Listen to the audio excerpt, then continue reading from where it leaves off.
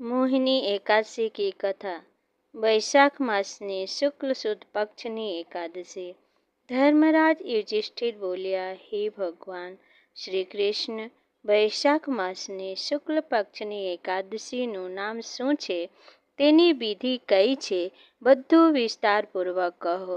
શ્રી કૃષ્ણ ભગવાન બોલ્યા, હે ધર્મનંદન, હું તમને એક પ્રાચીન કથા કહું છું, જે મહર્ષિ વશિષ્ઠજીએ શ્રી રામચંદ્રજીને કહી હતી। શ્રી રામ બોલ્યા, હે ગુરુદેવ, તમે મને કોઈ એવું વ્રત કહો જેનાથી સમસ્ત પાપ અને દુઃખ નષ્ટ થઈ જાય। મેં જનકનંદનીની શ્રી સીતાના વિયોગમાં ઘણા દુઃખ ભોગવ્યા છે, તેથી હવે તમે કોઈ વ્રત બતાવો। મહર્ષિ વશિષ્ઠજી બોલ્યા, હે રામ, તમે સુંદર પ્રશ્ન કર્યો છે।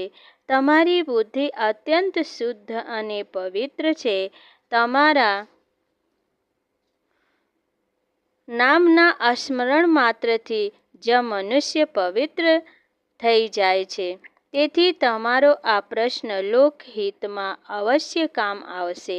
વૈશાખ માસના શુક્લ પક્ષમાં એકાદશીનું વ્રત કરવાથી મનુષ્યના સમસ્ત પાપ તથા દુઃખ કપાઈ જાય છે। આ વ્રતના પ્રભાવથી મનુષ્ય મોહજાળથી છૂટી જાય છે। તેથી હે રામ, આ એકાદશીનું વ્રત દુઃખી મનુષ્યોએ અવશ્ય કરવું જ જોઈએ। મોહિની એકાદશીના વ્રતથી મનુષ્યના સમસ્ત પાપ નષ્ટ થાય છે। હવે તમે આ વિશેની કથા ધ્યાનપૂર્વક સાંભળો। સરસ્વતી નદીના કિનારે ભદ્રાવતી નામની નગરી વસેલી હતી। આ નગરીમાં સોમવંશીય ધૃતમાન નામનો એક રાજા રાજ્ય કરતો હતો। એ નગરીમાં ધન ધાન્યથી પૂર્ણ એક વૈશ્ય રહેતો હતો। તેનું નામ ધનપાલ હતું। તે અત્યંત ધર્માત્મા અને વિષ્ણુ ભક્ત હતો। પોતાના નગરમાં તેણે અનેક ભોજનાલય, પરબ, કુવા, તળાવ, ધર્મશાળા આદિ બંધાવ્યા હતા। તેણે રસ્તાના કિનારે આંબો, જાંબુ, લીમડા આદિના વૃક્ષ લગાવ્યા હતા। તે વૈશ્યને 5 પુત્ર હતા। તેમનો સૌથી મોટો પુત્ર અત્યંત પાપી હતો। તે વેશ્યાઓ અને ગુંડાઓની સંગત કરતો હતો। તે બીજાની સ્ત્રીઓ સાથે ભોગ વિલાસ કરતો હતો।